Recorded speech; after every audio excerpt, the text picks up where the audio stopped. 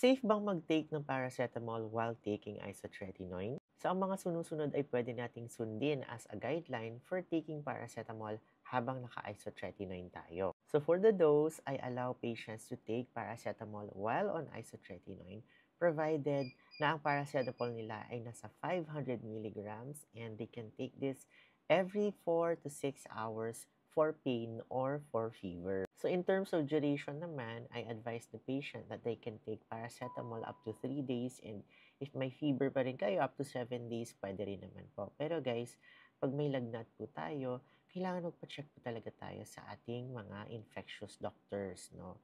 And kung may mga prescribe silang mga gamot, paracetamol, antibiotics, inform po talaga natin ang ating board-certified dermatologist para ma-advise tayo properly kung ang gagawin kasi nga naka-isotretinoin tayo. So in terms of monitoring naman, syempre pag nagbibigay tayo ng isotretinoin sa pasyente, dapat meron silang liver function test at baseline and also regularly yan natin chinecheck. Every 2 months usually chinecheck ko yung liver function test ng mga pasyente ko.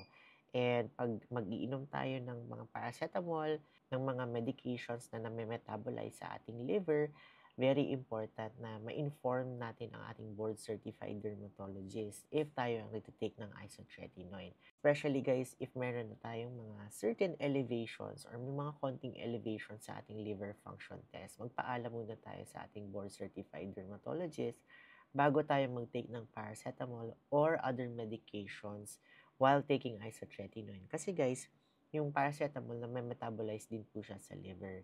Since nagtitake tayo ng isotretinoin which is already a bit heavy for the liver and baka kung dinagdagan natin ng paracetamol which is also metabolized in the liver, maaaring tumaas ang ating mga liver function tests. Lalo na if sa previous liver function tests ninyo, nagkakaroon na ng trend ng pagtaas or pag-elevate ng inyong liver function tests. So, kailangan ipaalam muna natin sa ating board-certified dermatologist if you're going to take any medications with isotretinoin. And syempre guys, paalala lang, pag nagtitake na tayo ng isotretinoin and paracetamol, kailangan talaga iwasan natin. Kahit walang paracetamol, kailangan iwasan ang alcohol. Kasi guys, syempre, maapektuhan yung liver natin.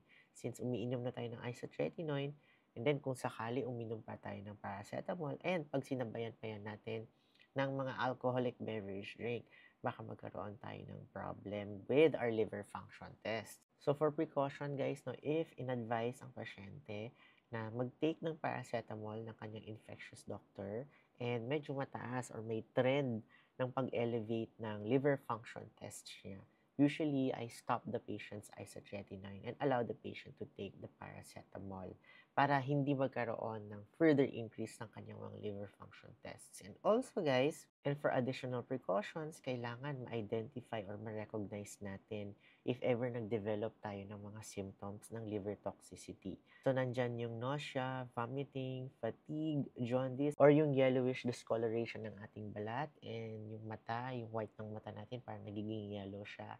And also pag nagiging darker po yung urine natin. So baka nagkakaroon tayo ng liver toxicity. Inform natin agad ang board-certified dermatologist natin and our other doctors. So guys, I don't think you have to worry about liver damage while taking paracetamol while on isotretinoin if binigay naman sa inyo yung paracetamol at the recommended dose and duration ng inyong infectious doctor and pag na-inform nyo naman properly yung board-certified dermatologist ninyo. And it's very rare to have liver damage if you take it just for 2 to 3 days. Usually kasi yung mga flu natin, mga fever resolves within 3 to 5 days.